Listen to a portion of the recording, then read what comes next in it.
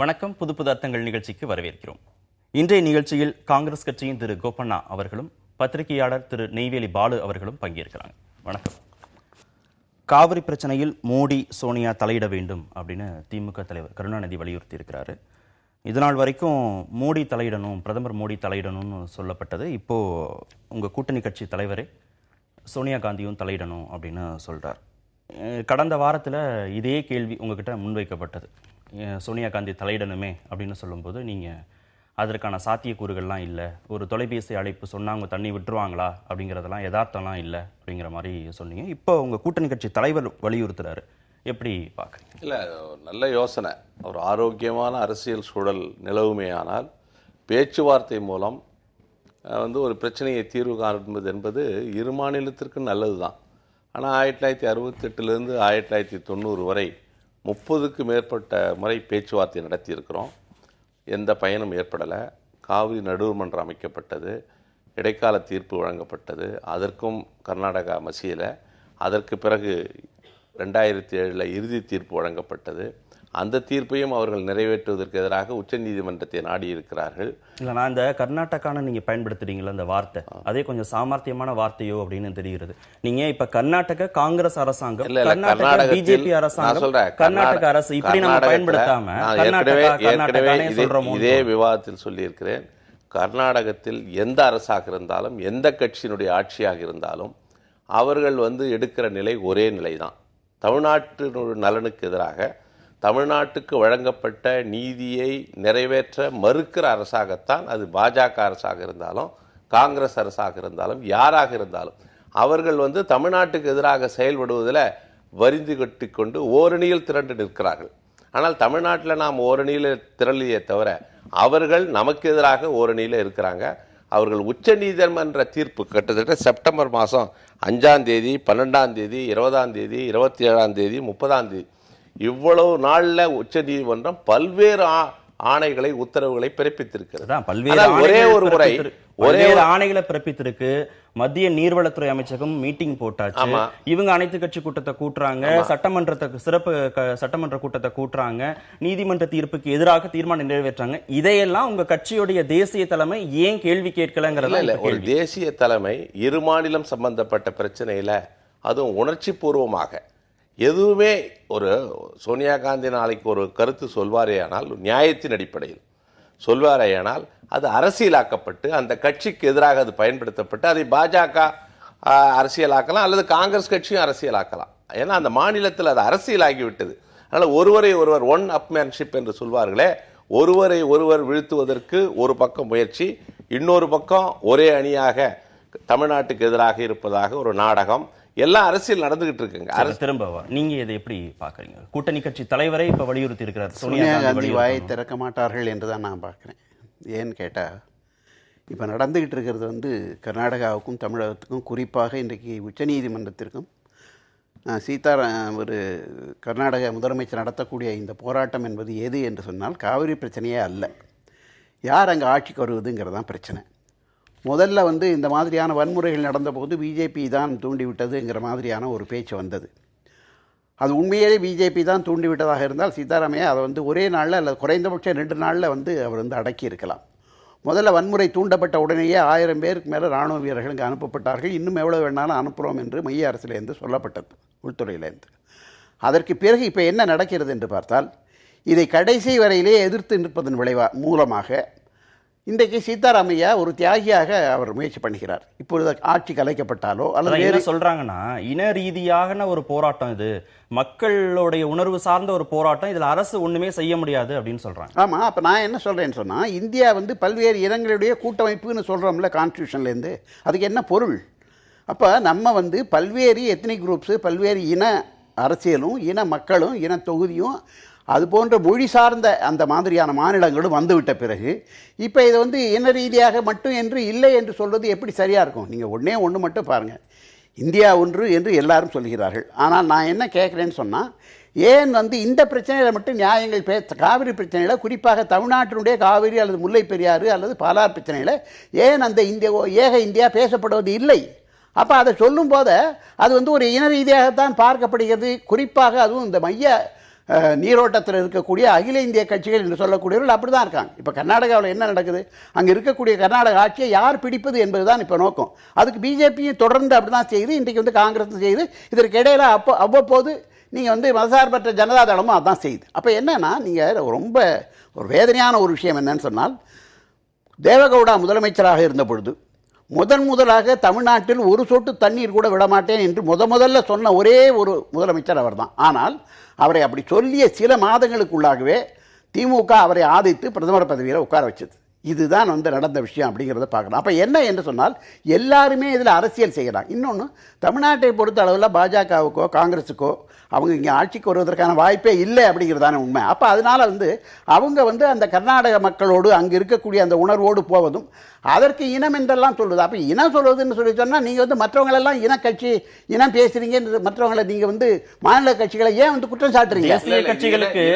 தேசிய கட்சிகளுக்கு தேசிய பார்வை தான் இருக்கணும். இது உங்க மேல உள்ள குற்றச்சாட்டு மட்டும் இல்ல, உங்க மேல உள்ள குற்றச்சாட்டு பாரதிய ஜனதா அப்படிதான், இடதுசாரிகள் முல்லைப்பெரியாலும் அப்படிதான். இப்ப எல்லா தேசிய கட்சிகளும் மாநில அளவிலான பிரச்சனைகளை மாநில அளவிலான அந்த பார்வையோட தான் வந்து யோசிக்கிறாங்களா, இல்ல தேசிய தலைமை சொன்னா மாநில தலைமை கேட்க மாட்டாங்க அப்படின்னு நினைக்கிறாங்க? இல்ல இது வந்து இன ரீதியாக ஒரு மேலெழுந்த வாரியாக நமக்கு தோன்றலாமே தவிர, கர்நாடகத்திலே வாழுகிற 80 லட்சம் தமிழர்கள், தெலுங்கர்கள், இன்னும் பல கன்னடர்கள்லாம் எல்லாமே இருக்காங்க. எல்லாருமே தண்ணி தரக்கூடாது என்பதில் எங்களுக்கு பற்றாக்குறையாக இருக்கிறது, தண்ணீர் ஒரு சொட்டு தண்ணீர் தரமாட்டோம் என்று சொல்வதில் ஒரே குரலாகத்தான் ஒலிக்கிறார்கள்.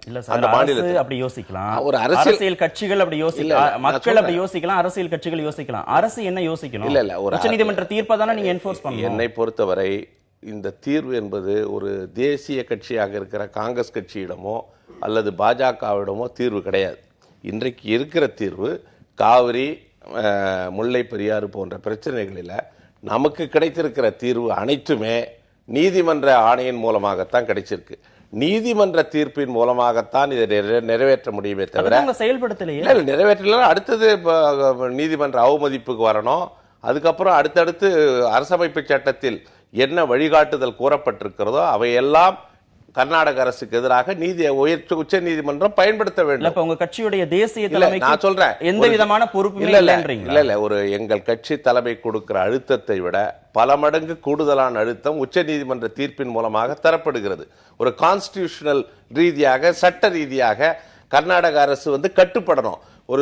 ஒரு சோனியா காந்தி சொல்லுகிற அந்த டைரக்ஷனை விட உச்ச நீதிமன்றத்தினுடைய டைரக்ஷன் மிக கடுமையானது, சட்டத்துக்கு உட்பட்டது. அதை சித்தராமையா வந்து எல்லாமே சோனியா காந்தி ராகுல் காந்தி சொல்றதையும் கேட்க மாட்டாரு, உச்ச நீதிமன்றம் என்ன சொல்றதுதான் கேட்பாரு அவர். இல்ல இந்த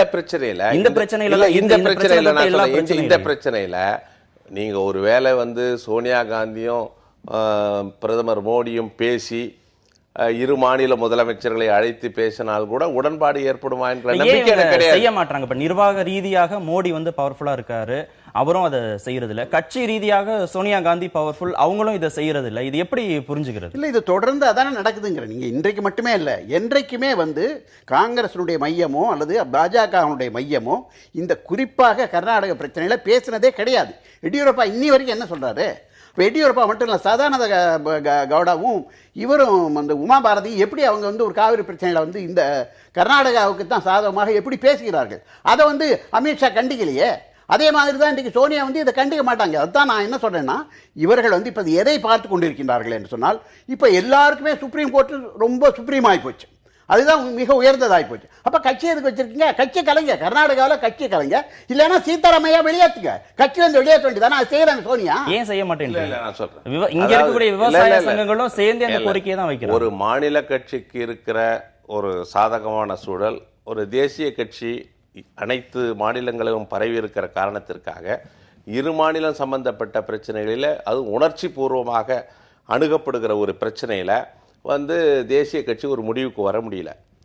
உணர்ச்சி பூர்வமாக மக்களும் விவசாயிகளும் செயல்படுறாங்களா, அரசியல் கட்சிகளும் செயல்படுறாங்க? நான் கேட்கிறேன், தமிழ்நாட்டிலே இருக்கிற காங்கிரஸ் கட்சி தமிழ்நாட்டுக்கு நியாயம் கிடைக்க வேண்டும் என்று குரல் கொடுப்பதில், அந்த குரலை ஏற்றுக்கொள்வதில் என்ன தயக்கம்? ஏன் நீங்க வந்து அகில இந்திய கட்சி எதையும் சொல்லலன்னு சொல்லாதீங்க. ஏன்னா ஒரு கட்சி ஒரு சின்ன வேறுபாடு இருக்கு. நீங்க தமிழகத்துக்கான நியாயத்தை மட்டும் நீங்க சொல்லல, தமிழகத்துக்கான நியாயத்தை காங்கிரஸ் கட்சி மட்டும் பேசல, உச்சநீதிமன்றமும் பேசுது, மத்திய அரசும் அதை தான் சொல்லுது, தமிழகத்தில் இருக்கிற எல்லா கட்சிகளும் அதான் பேசுறாங்க. இங்க தமிழகத்துக்கு மட்டும்தான் நியாயம் இருக்கு, கர்நாடக தரப்பு செய்யறதுங்கிறது நீதிமன்றத்தில் எதிரானது. கர்நாடகம் செய்வதை தவறு என்று கூட அது சொல்லப்படுமேயானால், ஒரு தேசிய கட்சியுடைய தலைமையால் சொல்லப்படுமேயானால், கர்நாடகத்தில் அந்த கட்சிக்கு எதிராக மிகப்பெரிய கொந்தளிப்பான போராட்டம் நடத்தி அந்த கட்சியை ஆட்சியை விட்டு அகற்றுகிற ஒரு அரசியல் ரீதியாக அது சர்ச்சைக்குரிய விஷயமாக மாறுமே தவிர நிச்சயம் தீர்வை ஏற்படுத்தாது. நிச்சயம் தீர்வு. அதனால ஒரு மாநில கட்சி மாநில உரிமைக்காக போராடுகிற போது ஒரு தேசிய கட்சி, தமிழ்நாட்டிலே இருக்கிற காங்கிரஸ் கட்சி அந்த மாநில உரிமைக்காக அதே வகையில சற்றும் சளைக்காமல் குரல். ஒரு காலத்துல காமராஜர் போனார், எல்லை பிரச்சனையை தீர்த்தாரு, பரம்பிக்குளம் ஆழியாறு பிரச்சனையை சேர்த்தார், சஞ்சீவ் ரெட்டியை பார்த்தார். காலம் மாறிவிட்டது. தமிழகத்தில் இருக்கிற தமிழகத்துக்கு ஆதரவா செயல்படுற மாதிரி கர்நாடகாவில் இருக்கிற காங்கிரஸ் கட்சி அந்த மக்களுக்கு ஆதரவா தான் செயல்படும். ரொம்ப தெளிவா சொல்லிட்டாரு. என்ன சொன்னார்னு சொன்னா, அங்க நாங்க இதை பற்றி மேலே இருந்து மைய தலைமையில இருந்து ஏதாவது சொன்னால் அங்க இருக்கக்கூடிய மக்களுடைய எதிர்ப்புக்கு காங்கிரஸ் ஆளாகணும். அப்படின்னா பொருள் என்ன என்று சொன்னால், நான் என்ன சொல்கிறேன் என்று சொன்னால், இப்போது கர்நாடக காங்கிரஸ் முதலமைச்சர் சீதாராமையா சோனியா காந்தியினோடு ஆதரவோடு, இன்னும் சொல்லால் அவருடைய ஆலோசனையோடு தான் இப்படி செயல்படுகிறார். நான் சொல்றேன், இந்த குற்றத்தை மறுக்கட்டும்.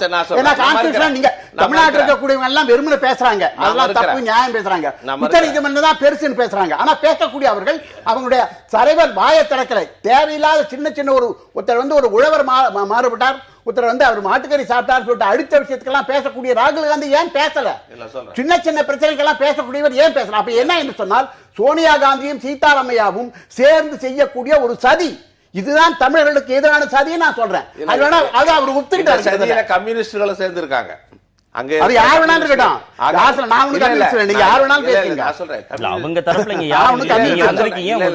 நீங்க பேசுறது ஒரு தேசிய கட்சின்னு இப்படி இதுதான் அரசியல் தான் நடக்குமே தவிர தீர்வு கிடைக்காது. உங்களுக்கு தீர்வு வேண்டும் என்று சொன்னால் அரசியல் கட்சி கைகளில் விட்டு மீறி இப்ப ஏன் சொல்லணும்? உள்ளாட்சி மன்ற தேர்தல் நடைபெறக்கூடிய சமயத்துல நாங்களும் காங்கிரஸோட கூட்டணியில இருக்கிறோம், நாங்களும் வலியுறுத்தணும் அப்படிங்கிறதுக்காக சொல்றோம். ஒரு நல்ல நோக்கத்துல சொல்லி இருக்கலாம். அதை நான் அந்த யோசனையை நான் நல்ல யோசனையாகத்தான் நான் பார்க்கிறேன். ஆனால் இன்றைக்கு அரசியல் சூழல் அப்படி இல்லை. ஒரு கட்சி தலைமையினுடைய முடிவுக்கு கட்டுப்பட்டு காங்கிரஸ் தான் கட்டுப்படும், பாஜக கட்டுப்படுமா அல்லது மற்ற கட்சிகள் கட்டுப்படுமான்னு தெரியல. ஆக இந்த முடிவு இன்றைக்கு அரசியல் கட்சிகளை விட்டு ஒரு உச்சநீதிமன்ற தீர்ப்பின் அடிப்படையில் இருக்கும்போது நீங்கள் உடனே சோனியா காந்தி சர்ச்சைக்கு இழுப்பது இது அரசியலாக்கப்படுகிறது. யாருமே சர்ச்சை தமிழ்நாட்டினுடைய சாபக்கேடு என்னன்னா, தமிழ்நாட்டினுடைய இப்ப திமுக இவ்வளவு நாள் மோடி தலையிடணும், பிரதமர் தலையிடணும் அப்படின்னு சொல்லி கொண்டிருந்த திமுக இப்போ சோனியா காந்தியும் தலையிடணும் அப்படின்னு சொல்றதை எப்படி புரிஞ்சுக்கிறது? அவங்க காங்கிரஸ் கட்சியோட கூட்டணியில் இருக்கிற போதும் நடுவர்மன்றம் தொடர்பான விஷயங்களை செய்யலைங்கிற குற்றச்சாட்டு அவங்க மேலே நிறைய இருக்கு. இப்ப இதை சொல்றது எப்படி புரிஞ்சுக்கிறது? இது என்ன அரசியல்னு சொல்லலாம். இப்ப திமுகல கலைஞர் சொல்றது அரசியல் சொல்றான். இந்த குழம்பி இருக்க குட்டையில மீன் பிடிப்பதற்கான ஒரு முயற்சியா கூட நான் அதை பார்க்கிறேன். ஆனால் இதுல தெளிவா நம்ம என்ன புரிஞ்சுக்கணும் சொன்னா, காவிரி பிரச்சனையில காங்கிரஸ் 91 இருந்து தொடர்ந்து பண்ணி இருக்கக்கூடிய துரோகம் அளவிட முடியாத துரோகம். அவங்க இதே இன்னைக்கு பேசக்கூடிய நியாயம் பேசக்கூடியவர்கள் அந்த ஆணையம் அமைச்ச உடனே நீங்க காவிரி குழு அமைத்திருக்கலாம்ல, அது நடத்தல.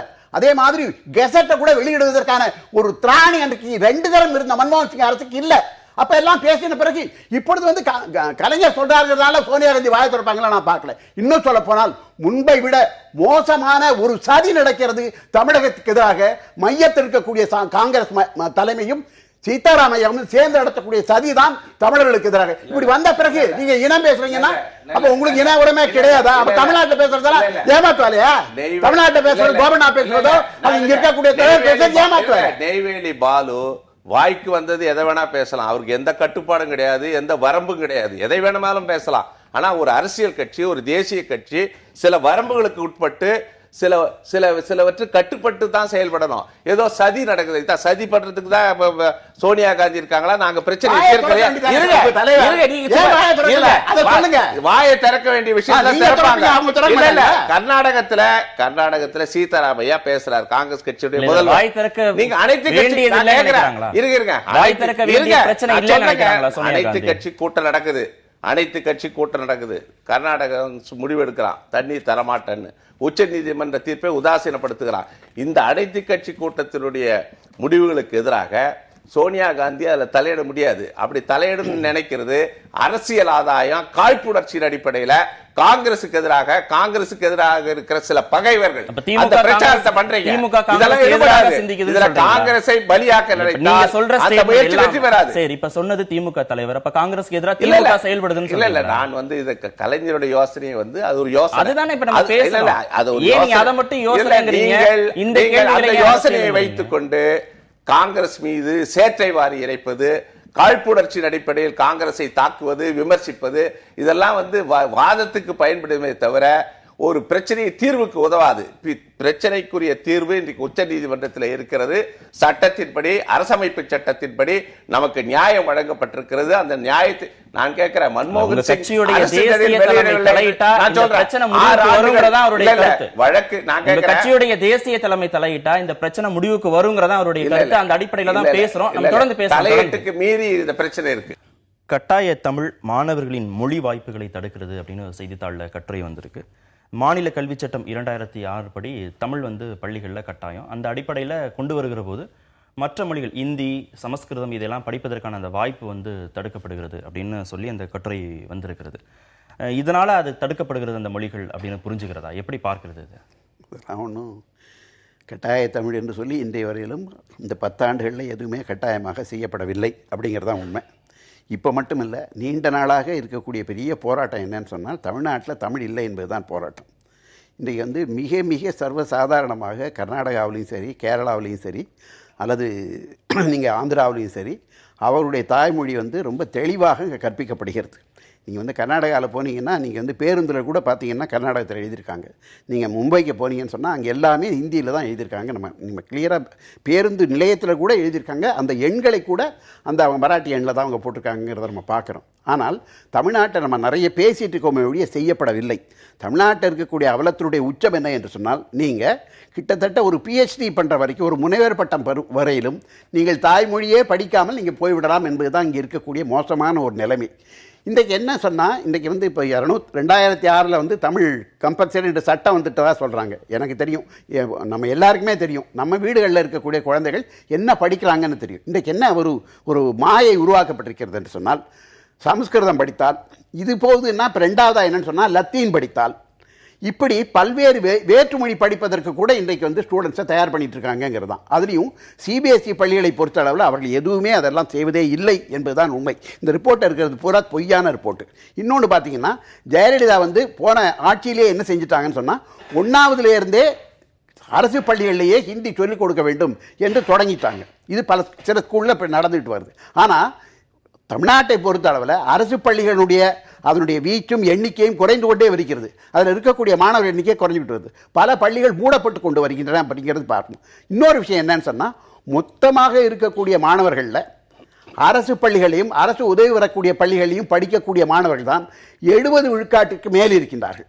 ஆனால் அப்படி இருந்தும் கூட இன்றைக்கு தமிழ் அங்கே சொல்லி கொடுக்கப்படவில்லை. அதில் 2 விஷயம் இருக்குது. ஒன்று என்னன்னு சொன்னால், இந்த 8வது வரைக்கும் ஆல் பாஸ் அது ஒன்று இருக்குது. 8 வரைக்கும் அவங்களுக்கு என்ன வேணாலும் செய்யலாம். அவங்க அந்த தேர்வே எழுதவில்லை என்று சொன்னாலும் கூட அவர்கள் 1லேருந்து 8 வரைக்கும் அவங்க பாஸ் பண்ணுவாங்க. அப்போ அதனுடைய விளைவு என்ன ஆகிறது என்று சொன்னால், இன்றைக்கு 9வது போகும்போது அந்த பையனுக்கு தமிழ் எழுத படிக்க தெரியவில்லை. நீங்கள் ஆங்கிலம் படிக்கிறது இருக்கட்டும், தமிழே எழுத படிக்க தெரியாத ஒரு மாணவர்களை இன்றைக்கு அதை கிட்டத்தட்ட 14 வயது வரைக்கும் இன்றைக்கு நம்முடைய தமிழ்நாட்டில் இருக்கக்கூடிய நிலைமை உருவாக்கி கொண்டு வருகிறது அப்படிங்கிறத பார்க்கணும். இதில் கெயின் பண்ணுறது யார் அப்படின்னு பார்த்தீங்கன்னா, இன்றைக்கு CBSE பள்ளிகளும் இதை போன்று இருக்கக்கூடிய மைய அந்த கட்டுப்பாட்டில் இருக்கக்கூடிய பள்ளிகள் தான் இன்றைக்கு வருது. அதனுடைய விளைவு என்னன்னு சொன்னால், நீங்கள் அண்மையில் பார்த்தீங்கன்னா அந்த மருத்துவ கல்விக்கான அந்த தேர்வில் கூட, அந்த நீட் எக்ஸாமினேஷன் கூட பார்த்தீங்கன்னு சொன்னால் CBSE சிலபஸ் தான் கேள்வியே கேட்கப்படுது. அப்போ என்ன சொன்னால், ஸ்டேட் போர்டு இருக்கக்கூடிய மாணவர்கள் 12 வரைக்கும் படித்த பிறகும் கூட நல்ல மார்க் 5 கூட அவர்களுக்கு நீட் எக்ஸாமில் போகக்கூடிய ஒரு சூழல் இருக்குங்கிறத பார்க்கணும். அதுதான் உண்மையான நிலைமை. இல்லை, இந்த கட்டுரையினுடைய நோக்கம் இப்போ சிபிஎஸ்சி சிலபஸ் கிட்டத்தட்ட 700 பள்ளிகள் 600 பள்ளிகள் தமிழ்நாட்டில் இருக்குது. அந்த பள்ளிகளில் வந்து இந்தி ஒரு மொழியாக கற்பிக்கப்படுகிறது. பாடத்திட்டங்கள்லாம் வந்து ஆங்கிலத்தில் கற்பிக்கப்படுகிறது. இப்போ கேந்திர வித்யாலயான்னு பொதுத்துறை நிறுவனங்கள் இருக்கிற இடங்கள்லாம் அந்த கேந்திர வித்யாலயா இருக்கும். அவர்கள்லாம் யாருன்னா பல மாநிலங்களிலிருந்து பணிமாற்றத்தின் காரணமாக வந்து அங்கே குடியிருப்பாங்க. அவர்களுக்கு வசதியாக அந்த பள்ளிகள் தொடங்கப்படுகிறது. இந்த சிபிஎஸ்சி என்ற பள்ளிகளில் பார்க்கும்போது அங்கே வந்து தமிழ் வந்து ஒரு மொழியாக கற்பிக்கப்படுமே தவிர கட்டாயம் கிடையாது. ஆனால் இந்த தமிழ்நாடு தமிழ் பயிற்சி மொழி சட்டம் 2006 படி வந்து அனைத்து பள்ளிகளும், அது மாநில பாடத்திட்டமாக இருந்தாலும் மத்திய பாடத்திட்டத்தின் கீழ் இருந்தாலும் தமிழை கட்டாயம் படிக்கணும்னு சொல்கிறதுனால ஏற்படுகிற பிரச்சனை இது. இந்த பிரச்சனையில் சிபிஎஸ்சி பள்ளிகளும் தமிழை மேண்டேட்ரியாக படிக்கணும்னு இந்த சட்டம் சொல்லுது. ஆனால் உயர்நீதிமன்றம் 2016 கிட்டத்தட்ட 7000 மாணவர்களுக்கு அந்த சட்டத்திலிருந்து விதிவிலக்கு வழங்கியிருக்காங்க. அந்த வருடம் தேர்வு எழுதுறதுக்கு அந்த வருடம் தேர்வு. ஆக இதில் அடிப்படை என்ன பிரச்சனைன்னா, மாநில பாடத்திட்டங்களில் தமிழை பயிற்சி மொழியாக வைத்து அதன் மூலம் கிட்டத்தட்ட 80-90% பள்ளிகள் அப்படி தான் இருக்குது.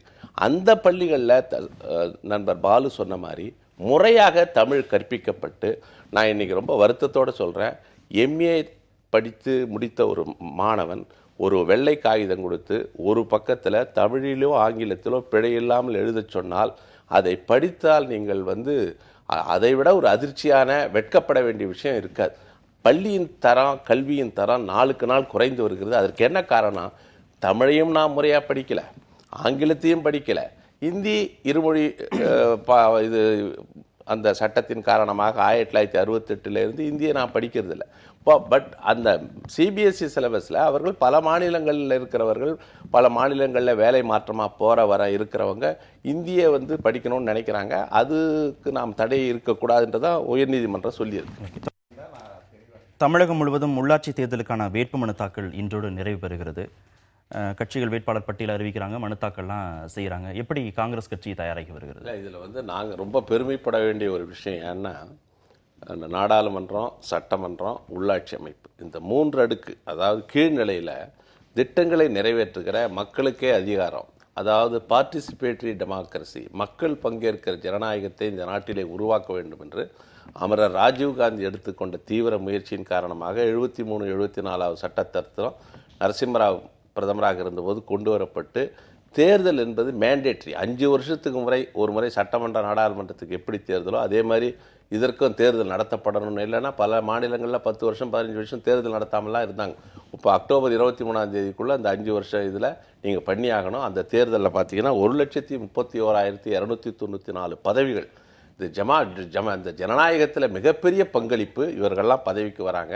இந்த அமைப்பு மட்டும், அதாவது நேர்மையாக காந்தி கனவு கண்ட அந்த கிராம ராஜ்யத்தை அமைக்கிற நோக்கத்தில் கிராமப்புற மக்களுடைய பொருளாதார மேம்பாட்டுக்காக பல திட்டங்கள் நிறைவேற்றப்பட்டு செயல்படுத்தப்படுமே. ஆனால் இதனால் வந்து பொருளாதாரத்தில் மிகப்பெரிய மாற்றமும் வளர்ச்சியும் ஏற்படும். ஏன்னா சட்டமன்றமும் நாடாளுமன்றம் சட்டம் இயற்றுகிறதே தவிர திட்டங்களை நிறைவேற்றுவது உள்ளாட்சி அமைப்புகள் தான்.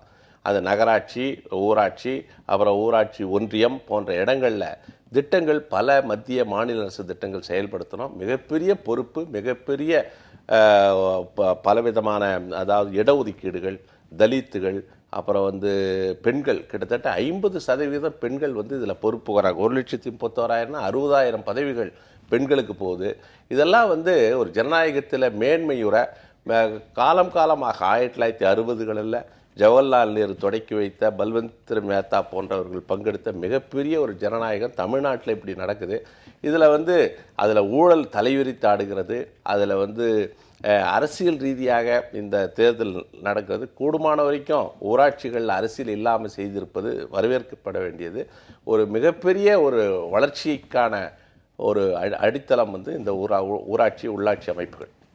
நீங்கள் எப்படி பார்க்குறீங்க? இல்லை, இது வந்து பஞ்சாயத்து தேர்தல் வந்து உண்மையிலேயே இது நாம் நினைக்கக்கூடிய, அதாவது கோட்பாட்டு ரீதியாக அது எங்கே என்று சொன்னால் மக்கள் கையில் அதிகாரம் வருதுங்கிறத நம்ம பார்க்கலாம். ஏற்கனவே நடந்தது என்னென்னா, மனைவி இருப்பாங்க, ஆனால் கணவர் தான் அங்கே வந்து நடத்திட்டு இருப்பார் நிர்வாகத்தைங்கிற மாதிரியான சில குற்றச்சாட்டுகள் இருந்தாலும் கூட காலப்போக்கில் அதை மாறுவதற்கான ஒரு சூழல் இருக்குது. இன்றைக்கு வந்து பெண்கள் வந்து ஒரு 10 ஆண்டுகளுக்கு முன்னால் இந்த மாதிரி இல்லை, ஒரு விழிப்புணர்வு வந்திருக்கு. ஆனால் இப்போ என்ன பெரிய சிக்கல் வருது என்று சொன்னால், உள்ளாட்சி தேர்தல் அரசியல் இல்லாமல் குறிப்பாக ஒரு மட்டத்துக்கு கீழே கூடாது என்று சொன்னாலும் கூட உண்மையிலே என்ன நடக்குது என்று சொன்னால், எல்லா இடத்துலையும் இருக்கக்கூடிய உள்ளாட்சி தேர்தலையும் மீண்டும் இந்த ஆளுங்கட்சி ஆளாத கட்சி வருது. இப்போ உதாரணமாக சென்னையில் எடுத்துக்கிட்டிங்கன்னா, அந்த ஏடிஎம்கே தோற்று போன அந்த தொகுதிகள் பூராவும், குறிப்பாக அடையாறில் இருக்கக்கூடிய 26 அந்த தொகுதிகளிலையும் அதிமுக ஜெயிச்சே ஆக வேண்டும் என்று கட்சி உத்தரவிட்டிருக்கிறது என்று சொல்லக்கூடிய அளவுக்கு இன்றைக்கி விஷயங்கள் வருது அப்படிங்கிறத பார்க்கலாம். இது எல்லா இடத்துலையும் இதான் நடக்கும். அதை போல் மற்றொன்று என்ன நடக்கிறது என்று சொன்னால், இன்றைக்கி பொதுவாக அரசியல் இல்லை என்று பேசப்பட்டாலும் கூட அங்கங்கே கட்சிக்காரர்கள் தான் வந்து எனக்கு கொடுக்கப்படவில்லை, அல்லது என்னுடைய குடும்பத்துக்கு கொடுக்கப்படவில்லை, என்னுடைய மனைவி கொடுக்கல, என் தம்பி கொடுக்கல என்று அங்கங்கே போராட்டங்கள் நடந்து கொண்டு வரக்கூடிய ஒரு விஷயத்தை நம்ம பார்த்துக்கிட்டே இருக்கோம். அப்போ என்ன என்று சொன்னால், இதுவும் அரசியலாக்கப்படுகிறது. இன்னும் சொல்ல போனால், இப்போ அண்மையில் வந்திருக்கக்கூடிய சட்டமன்றத்தில் நிறைவேற்றப்பட்ட ஒரு தீர்மானம், அதாவது மாநகராட்சி நகராட்சி போன்றவர்களில் அந்த நேரடி தேர்தல் என்பதை மாற்றி அங்கே இருக்கக்கூடிய உறுப்பினர்களை தேர்ந்தெடுப்பது என்கின்ற வந்திருப்பதை எதை காட்டுகிறது என்று சொன்னால், இன்றைக்கு தமிழ்நாடு அரசு அங்கேயும் தன்னுடைய கட்சியினுடைய அந்த ஆதிக்கத்தை நிலைநாட்ட வேண்டும் என்கின்ற ஒரு அடிப்படையான அந்த நோக்கத்தில் தான் செயல்படுது அப்படிங்கிறத பார்க்குறோம். ஆக இந்த தேர்தல் முடிந்த பிறகு தான் அதனுடைய விளைவு என்னங்கிறத நம்ம பார்க்க முடியும். கடந்த சட்டமன்ற தேர்தலில் காங்கிரஸ் கட்சிக்கு திமுக 41 இடங்கள் ஒதுக்கியிருக்கு. இந்த உள்ளாட்சி தேர்தலை பொறுத்த வரைக்கும் எல்லாமே உங்களுக்கு வந்து சிங்கிள் டிஜிட். உங்கள் கட்சியுடைய தலைவரை வந்து அதிருப்தி தெரிவிச்சிருக்கிறார். இது எப்படி செல்வாக்கை வந்து குறைச்சி மதிப்பிட்டிருக்கு, காங்கிரஸ் கட்சியோட செல்வாக்கை திமுக குறைச்சி மதிப்பிட்டிருக்கு அப்படின்னு பார்க்குறதா, இல்லை வாசன் வந்து இடையில போய் கூட்டணி தொடர்பான பேச்சுவார்த்தையெல்லாம் நடத்தினாரு, அதற்கு பிறகான இந்த நடவடிக்கை இது ஒரு பின்னடைவு அப்படின்னு நீங்கள் பார்க்குறீங்க? இல்லை, தமிழ்நாடு காங்கிரஸ் கமிட்டி தலைவராக EVK இளங்கோவன் பொறுப்பேற்று 18 மாதங்களில் அதிமுக எதிர்ப்பு, பாஜக எதிர்ப்பு கடுமையாக செய்ததுனால அதிமுக எதிர்ப்பு அரசியலில் காங்கிரஸ் கட்சிக்கு ஒரு வலிமையான இடத்தை அவர் பிடித்து கொடுத்த காரணத்தினால 20% இடங்கள், கிட்டத்தட்ட 41 இடங்கள், 234 சட்டமன்ற தொகுதிகளில் 41 இடங்கள் காங்கிரஸ் கட்சி கிடைத்தது. அது 8 இடங்களில் நாங்கள் வெற்றி பெற்றோம். பணத்தினுடைய ஆதிக்கம் அதிகமாக இருந்ததுனால எங்களால் அதில் வந்து வெற்றி பெற முடியவில்லை. 8 இடங்கள் தான் நான் வெற்றி பெற்றோம். இன்னைக்கு அவர் பதவியிலிருந்து இடங்கள் வெற்றி பெற்ற இடங்கள்ங்கிறது அது வேறு, அதுக்கான காரணிகள் வேறு, இடங்களே கொடுக்கலைங்கிறதான இப்ப இல்லை. இன்னைக்கு என்ன பிரச்சனைன்னு சொன்னால், கடந்த 3 மாதங்களாக தமிழ்நாடு காங்கிரஸுக்கு தலைமை பதவியில் யாரும் இல்லாத ஒரு வெற்றிடம் ஏற்பட்டது. மிகப்பெரிய சோர்வும் தொய்வும் காங்கிரஸ் கட்சியில் ஏற்பட்டது. அதற்கு பிறகு இன்றைக்கு தமிழ்நாடு காங்கிரஸ் கமிட்டி தலைவராக திருநாவுக்கரசர் அவர்கள் பொறுப்பேற்றிருக்கிறார். பொறுப்பேற்ற உடனே ஒரு சில தினங்களிலேயே தேர்தல் அறிவிப்பு வந்திருக்கிறது. உடனடியாக அவர் திராவிட முன்னேற்ற கழக தலைமையோடு பேசி இன்றைக்கு இந்த கூட்டணி வந்து எப்படின்னா, வெற்றி வாய்ப்புகளின் அடிப்படையில் மாவட்ட அளவிலேயே இது பேசி தீர்த்து கொள்ளப்பட வேண்டும், மாநில அளவில் இந்த பிரச்சனையை பேச முடியாது என்று திராவிட முன்னேற்ற கழகம் கூறிவிட்டது. இந்த அடிப்படையில் ஒரு சதவிகித அடிப்படையில் கிட்டத்தட்ட 20% இடங்களை சட்டமன்றத்திலே நாங்கள் பெற்றோம். அதே போல ஒரு சதவிகித அடிப்படையில் ஒரு உடன்படிக்கை மாநில அளவில் ஏற்பட்டிருந்தால் மாவட்ட அளவில் அதை வந்து நிறைவேற்றுகிற ஒரு கடமை மாவட்ட அமைப்புகளுக்கு ஏற்பட்டிருக்கும். அந்த வாய்ப்பு இல்லாதனால செல்வாக்கு சார்ந்ததான மாவட்ட அளவிலேயே முடிவு செய்யணும் போது ஒரு 20,000 பதவிகளை வந்து நிரப்புகிற சூழல்ல ஒரு தமிழ்நாடு காங்கிரஸ் கட்சி தலைமை வந்து எல்லாவற்றிலும் தலையிட முடியும். அந்த அளவுக்கு வலுவா இல்லையா காங்கிரஸ் பேசிக்கலாம் அப்படின்னு சொல்லக்கூடிய அளவுக்கு வலுவா இல்லையா? அதற்கு ஒரு காரணம் என்னன்னா, சட்டமன்ற தேர்தலில் இவங்களுக்கு 41 இடம் கொடுத்து 8 தான் ஜெயிச்சாங்கும் போது இப்ப திமுக உள்ள கட்சிக்குள்ள என்ன வந்திருக்கு என்று சொன்னால், காங்கிரஸுக்கு நீங்க கூடுதலா இடம் கொடுத்துட்டீங்க, இல்லைன்னா நம்ம ஜெயிச்சிருப்போம், கிட்டத்தட்ட ஆட்சி அமைக்கக்கூடிய ஒரு சூழல் கூட உருவாயிருக்கலாம். ஏன்னா சட்டமன்ற தேர்தல் முடிவு வந்து திமுகவுக்கு ஒரு பெரிய பூஸ்ட், அவளுக்கு வந்து ஒரு பெரிய உற்சாகத்தை தரக்கூடிய முறையில் தான் இருக்குது. ஆனால் அவங்க என்ன நினைக்கிறாங்கன்னா, இந்த காங்கிரஸுக்கு கூடுதலாக இடம் கொடுக்காமல் இருந்திருந்தால் அந்த இடங்களில் நம்ம ஜெயிச்சிருக்கலாம் என்று சொல்லக்கூடிய ஒரு உணர்வு இன்றைக்கு திமுக மத்தியில் இருக்கு. அதனுடைய விளைவு மற்றொன்று என்னன்னா, காங்கிரஸோட ஒரு சில தலைவர்கள் வேற மாதிரில சொன்னாங்க, காங்கிரஸ்னால தான் திமுக இத்தனை இடங்கள் அது பேசுவாங்க. அதில் என்ன உண்மைன்னு நம்ம எல்லாருமே சாதாரணமாக அரசியலை வந்து ஓரளவு கவனிக்கிறவங்களுக்கே அது தெரியும். அப்படி சொல்லக்கூடிய கூற்றுக்கெல்லாம் பெரிய அளவுக்கு ஒன்றும் பின்னணி ஒன்றும் கிடையாதுன்னு, அதெல்லாம் அவங்கவுங்க இஷ்டத்துக்கு சொல்கிறது தான். இப்போ என்ன என்று சொன்னால், தமிழ்நாடு காங்கிரஸை பொறுத்த அளவில் அவர் கோபண்ணாவே சொன்னதை போல இது கிட்டத்தட்ட அவங்களே மையத்தில் இருக்கக்கூடிய காங்கிரஸ் கட்சியை அதை முடக்கிட்டாங்க. இன்னும் சொல்லப்போனால் EVKS இளங்கோவன் இருந்தப்ப காங்கிரஸ் கட்சிக்கு ஒரு விறுவிறுப்பை உருவாக்கினார்கள் உண்மை. காங்கிரஸினுடைய ஆட்சியிலேயே தொடர்ந்து அதனுடைய வரலாற்றை நான் பார்த்தேன்னு சொன்னால், வாழப்பாடி ராமூர்த்தி இருக்கும்போது தான் காங்கிரஸ் என்று ஒரு கட்சி இருக்கிறது என்று தமிழகத்தில் தெரிந்தது. அதற்கு பிறகு பார்த்தீங்கன்னு சொன்னால் EVKS இளங்கோவன் வந்த பிறகு அப்படி ஒரு நிகழ்ச்சி இருந்தது. காரணம் என்ன என்று சொன்னால், அவர் எந்த ஒரு நிகழ்வுக்கும் அவருடைய எதிர்வினையோ அவருடைய கருத்தோ இருந்தது. அப்போ காங்கிரஸ் கட்சி ஒரு அரசியல் சூழல்ல விறுவிறுப்பான தன்னுடைய கருத்துக்களை அவ்வப்போது விதைக்கக்கூடிய ஒரு கட்சியாக இருந்தது. அப்படிப்பட்ட நிலைமையே இன்றைக்கு மாற்றப்பட்டதனுடைய விளைவு இன்னைக்கு காங்கிரஸை இன்னைக்கு திமுகவும் கொஞ்சம் அலட்சியமாக பார்க்கக்கூடிய ஒரு சூழல் ஏற்பட்டு பொறுப்புக்கு ஒரு சில நாட்கள் தான் ஆயிருக்கு. நம்ம அப்படி இப்படி முடிவுக்கு வர முடியாது. இன்னும் அப்படிலாம் அவர் செயல்பட மாட்டாரு. அதாவது இளங்கோவன் பீரியடில் அவர் சட்டமன்றத்தில் எத்தனை தொகுதி ஜெயிக்கல அல்லது தோற்றார்கள் என்பதை விட அவருடைய காலத்தில் தான் காங்கிரஸுக்கு ஒரு மரியாதை ஏற்பட்டது. ஒரு கட்சி என்று சொல்லக்கூடிய அளவிற்கு அறியப்பட்டது. ஆனால் அவருடைய தலைமையே அவர் தலைமையிலிருந்து நீக்கப்பட்ட உடனே என்ன ஆயிடுச்சுன்னா, இங்கே ஒரு வெற்றிடம் வந்தது. இயல்பாகவே தமிழ்நாடு காங்கிரஸ் இருக்கக்கூடிய அந்த குழு மனப்பான்மை போட்டிகள் எல்லாம் சேர்ந்து கிட்டத்தட்ட ஒரு 5-6 மாதமாக கட்சியை முடங்கி போய்விட்டது. அப்படி முடங்கி போய்விட்ட சூழலில் நீங்கள் எப்படி எதிர்பார்க்க முடியும்? அப்போ என்ன கலைஞரோ அல்லது மற்ற கட்சியை கூட்டின்னு இருக்கக்கூடிய எந்த பெரிய கட்சியும் என்ன நினைப்பாங்கன்னா, இன்னைக்கு அவங்க பலவீனமாக இருக்காங்க, அவங்களுக்கு ஏன் கூட கொடுக்கணும் என்று இயல்பாக அப்படி நினைக்கிறாங்க. அதான் உண்மை. இல்லை இந்த தமிழ்நாடு காங்கிரஸ் கமிட்டி தலைவராக திருநாவுக்கரசர் பொறுப்பேற்றதற்கு பிறகு உடனடியாக தேர்தல் வந்தது. தேர்தல் வந்ததும் இப்போ மாவட்ட அளவில் வேட்பாளர் தேர்வு காங்கிரஸ் கட்சிக்கு எவ்வளவு இடம் என்பதை மாவட்ட அளவில் முடிவு செய்ய வேண்டும் என்ற ஒரு முடிவு திராவிட முன்னேற்ற கழகம் எடுத்த நிலையில், கீழ்நிலையில் சட்டமன்றத்தில் நாங்கள் கிடைத்த 20% இடங்கள் எங்களுக்கு கிடைக்கல. பல இடங்கள் இப்போ சென்னையில் எடுத்துக்கிட்டிங்கன்னா 200 தொகுதி இருக்கு. அதுல எங்களுக்கு 14 இடங்கள் தான் கொடுக்குறாங்க. 7% தான் வருது. திமுக உங்களை குறைச்சு மதிப்பிட்டு இவ்வளவு குறைவான இடங்கள் கொடுத்திருக்கு. காங்கிரஸுக்கு ஏன் இத்தனை இடங்கள் கொடுக்கணும்னு நினைக்கிற போது நம்மளுடைய வெற்றி வாய்ப்பை சட்டமன்ற தேர்தலை இந்த கட்சி தான் பறிச்சுதான் நினைக்கும் போது தொண்டர்கள் மத்தியில் எப்படி ஒரு இணக்கமான சூழல் இருக்கும்? எப்படி உள்ளாட்சி மன்ற தேர்தலில் வேலை பார்ப்பாங்க தொண்டர்கள்? சொல்கிற அந்த கருத்தையெல்லாம் நான் ஏற்றுக்கொள்கிறேன். ஆனால் அதே நேரத்தில் கீழ்மட்டத்தில் என்னன்னா, வெற்றி வாய்ப்புகளின் அடிப்படையில் நீங்கள் மாவட்ட செயலாளரோடு பேசி மாவட்ட காங்கிரஸ் தலைவர் தொகுதிகளை பெற வேண்டும் என்கிற ஒரு முடிவுக்கு வந்திருக்கு. அந்த முடிவின் அடிப்படையில் பார்த்தவா சென்னையில் 14 இடங்கள் தான் கிடைச்சிருக்கு. இது காங்கிரஸ் கட்சியில் ஏன்னா சட்டமன்றத்தில் 20% இடங்களை பெற்ற காங்கிரஸ் இன்றைக்கு 7% இடங்கள் தான் பெற்றிருக்கின்ற ஒரு வருத்தம் இருக்குது. இருந்தாலும் இன்றைக்கு உள்ளாட்சி தேர்தலை திராவிட முன்னேற்ற கழகம் காங்கிரஸ் இணைந்து பல தென் மாவட்டங்களில் நீங்கள் பார்க்கணும். கன்னியாகுமரியில் காங்கிரஸ் 80% இடங்களில் நிற்குது, திமுக 20% இடங்கள் நிற்கிறது. வெற்றி வாய்ப்பு எங்களுக்கு எங்கே அதிகமாக இருக்கிறதோ தென் மாவட்டங்களில், குறிப்பாக திருநெல்வேலி, தூத்துக்குடி போன்ற பகுதிகளில் இப்படி வந்தீங்கன்னா ஈரோடு, கோயம்புத்தூர்லலாம் கணிசமான இடங்கள் 20% இடங்கள், கன்னியாகுமரியெல்லாம் 50-60% இடங்கள்ல நாங்க போட்டிடுறோம். திமுக குறைந்த இடங்கள்ல கருத்து வேறுபாடுகளோட தான் இருந்தாங்க. சட்டமன்ற தேர்தல் முடிவுக்கு பிறகு இரு தரப்புலையுமே கருத்து வேறுபாடுகள் இருந்தது. இப்ப உள்ளாட்சி மன்ற தேர்தலில் எந்த அளவுக்கு இவங்க இணக்கமா செயல்படுவாங்க இரு கட்சிகள் அப்படின்னு எதிர்பார்க்க முடியும்? பெரிய அளவுக்கு நம்ம இணக்கம் எதிர்பார்க்க முடியாது. ஏன்னு சொன்னா எல்லாமே காங்கிரஸில் இருக்கக்கூடிய பல்வேறு, இன்னும் சொல்ல போனால் சட்டமன்ற தேர்தல் நேரத்தில் பல்வேறு பிளவுகள் இருந்தாலும் கூட ஒருங்கிணைந்து வேலை செய்யக்கூடிய ஒரு தலைமை இருந்ததுன்னு சொல்லலாம். அது உண்மைதான், அதை மறுக்க முடியாது.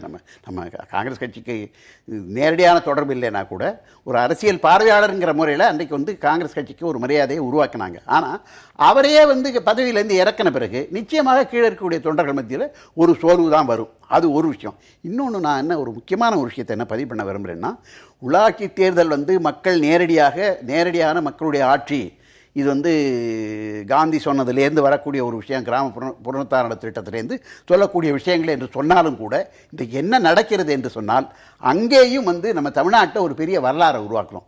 எப்படி என்று சொன்னால், இந்த பாராளுமன்ற ஜனநாயகம், அதாவது தேர்தல் ஜனநாயகத்தை நாம் எப்படி காசை கொடுத்து கொச்சப்படுத்தினோமோ அதை போல இன்றைக்கு இந்த உள்ளாட்சி தேர்தலிலேயும் இன்றைக்கு பதவிகள் கட்சியிலேயே ஒழிய அது ஏலம் விடப்படுகின்றன.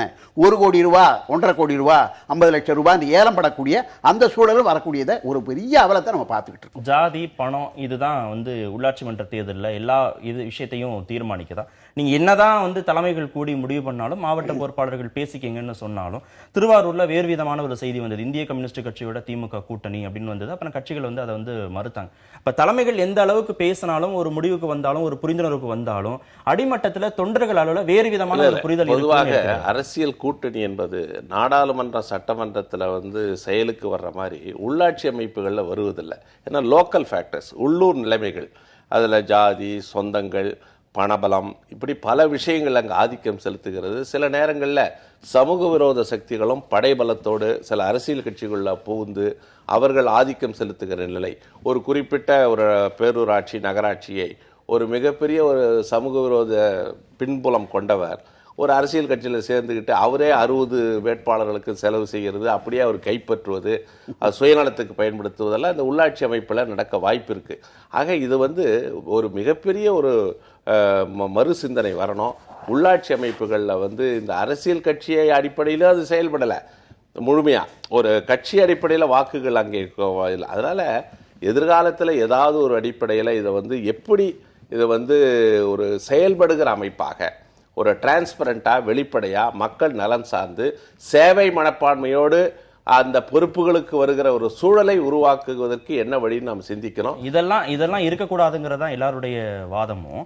இதை வந்து கட்டமைப்போட ஒப்பிட்டு நம்ம பார்க்கலாமா? தேசிய கட்சிகள்னு சொன்னா கூட அந்த மாநில கட்சிகள் இந்த அளவுக்கு வலுவான ஒரு கட்டமைப்போட உள்ளாட்சிகள் இருக்கிறதுனால இது மாதிரியான செயல்கள்லாம் நடக்குது அப்படின்னு நம்ம புரிஞ்சுக்கலாமா? இல்லைங்க, ஒரு செய்தி என்னன்னா, இப்போ ஒரு அடிப்படையான ஒரு உண்மை என்னன்னு சொன்னால், இன்றைக்கு இந்த உள்ளாட்சி அமைப்புகள் தான் மக்களோடு நேரடியாக தொடர்புடையது. இன்னும் சொல்லப்போனால் இன்றைக்கி ஒரு பஞ்சாயத்தில் வந்து ஒரு ஊராட்சியில் வந்து ஒரு அதனுடைய தலைவரை வந்து அந்த ஊரில் இருக்கக்கூடிய மக்களை எப்போ வேணாலும் போய் பார்க்கலாம். அப்போது ஊராட்சி தலைவர் என்பது அது நடைமுறையில் உண்மையிலேயே சாத்தியமாக இருக்கிறதா, அதான் காரியம் செய்யக்கூடிய அளவிற்கு அந்த மக்களுடைய பிரச்சனைகளை தீர்ப்பதாக இருக்கிறதா என்று தான் நம்ம பார்க்கணும். உதாரணமாக ஒரு ஊரில் வந்து ஒரு ஏரி தூர்வாரணும், இல்லை ஒரு காவாய் தூர்வாரணும். இப்போ காவிரி பிரச்சனையில் பல விஷயங்கள் இன்றைக்கு பேசிட்டு வந்து போன நவம்பர் டிசம்பர் வெள்ளத்தில் வந்த பிறகு எந்த அளவிற்கு இன்றைக்கு வந்து ஏரிகளும் குளங்களும் நீர் வழி போக்குவரத்தும் எந்த அளவுக்கு பாதிக்கப்பட்டிருக்குன்னு அதை செய்யணும் என்று சொன்னால் இன்றைக்கு உள்ளாட்சி அமைப்புகள் உறுதியாகவும் வலுவாகவும் இருந்தால் செய்யலாம். ஆனால் அதற்கான நிதி ஒதுக்கீடு என்பதும் அதற்காக அந்த மேலே இருக்கக்கூடிய அரசாங்கம், அதாவது அங்கே இருக்கக்கூடிய நம்முடைய மாநில அரசாங்கம் அதற்கு தரக்கூடிய உதவி என்பதும் அரசியல் சார்ந்தே இருக்கிறது. அப்படி வரும்போது என்ன வரும் என்று அதோட தான் நான் ஏற்கனவே சேர்த்த கேள்வியை நீங்க சம்பந்தப்படுத்தி சொல்லுங்க. நீங்க வந்து உள்ளூர் செல்வாக்கு அடிப்படையில தானே உள்ளாட்சி மன்ற தேர்தலில் வந்து வெற்றி நிர்ணயிக்கப்படுகிறது. அப்ப இந்த கட்சிகள், நீங்க ஏற்கனவே சொன்னீங்களே அதிமுக திமுக ரொம்ப வலுவா இருக்கிறாங்க, அப்ப இந்த கட்சிகளுக்கு என்ன தடைன்னு நான் கேட்கிறேன். இந்த கட்சி நபர்கள் ஏன் இங்க உள்ளூர்ல செல்வாக்கோடு மக்கள் பிரச்சனைகளை பேசக்கூடியவராக, அவங்க பிரச்சனையை தீர்க்கக்கூடியவராக எங்களை வலுப்படுத்திக்கலையான்னு நான் கேட்கிறேன். அதனால வலுப்படுத்திக்க முடியாது சொல்றேன். அதான் அதற்கான காரணம் என்னன்னு சொன்னால், அவங்க என்ன ஒரு வாக்குறுதி கொடுத்துட்டு வராங்களோ, இப்போ நீங்கள் சட்டமன்ற பாராளுமன்றம்னா மக்களிடேந்து ரொம்ப விலகி இருக்கக்கூடிய ஒரு நிலைமை இருக்குது. ஆனால் உள்ளாட்சி என்பது நேருக்கு நேராக அன்றாட புழங்கக்கூடிய மக்களோட தொடர்பு இருக்கக்கூடிய முடக்கப்பட்டு விட்டது. அது ஏன் முடக்கப்பட்டு விட்டது என்று சொன்னால், கிராமப்புறங்களில் இருக்கக்கூடிய எந்த வேலைகளுமே இன்றைக்கு அரசாங்கத்தினுடைய தயவை நம்பி இருக்கக்கூடிய, அதுவும் ஆளுங்கட்சியினுடைய தயவை நம்பி இருக்கக்கூடிய சூழல்ல நீங்க என்னதான் ஒரு மாற்று கட்சியோ ஒரு காங்கிரஸ் கட்சியோ ஜெயிச்சு வந்தாலும் அவங்க அதற்கான ஒரு ரோடு போடவோ அல்லது ஒரு குளம் வெட்டவோ அல்லது ஏரி தூர்வாரவோ அவங்க வந்து அதற்கான நிதியை கொடுக்காத அறையில் அதற்கான சாக்கு போக்கு சொல்லக்கூடிய நிலைமையில அவர்களும் சோர்வாக போய் அவள் அந்த மக்கள் மத்தியில் இருக்கக்கூடிய செல்வாக்கு இழக்கக்கூடிய கட்டமைப்பை வந்து வலுப்படுத்திக்க வேண்டிய பிரச்சனை இன்னும் தேசிய கட்சிகளுக்கு இருக்குன்னு பாக்குறதா? இல்ல இப்போ ஊராட்சிகளில் வந்து செயல்படுவது வந்து பதவிகள்லாம் அரசியல் ரீதியாக தேர்வு செய்யப்படலை. அவங்க அரசியல் சார்பில்லாமல் சுயேட்சையான சின்னங்களின் அடிப்படையில் தேர்வு செய்யப்படுகிறார்கள். அங்கே அரசியல் தேவையில்லை.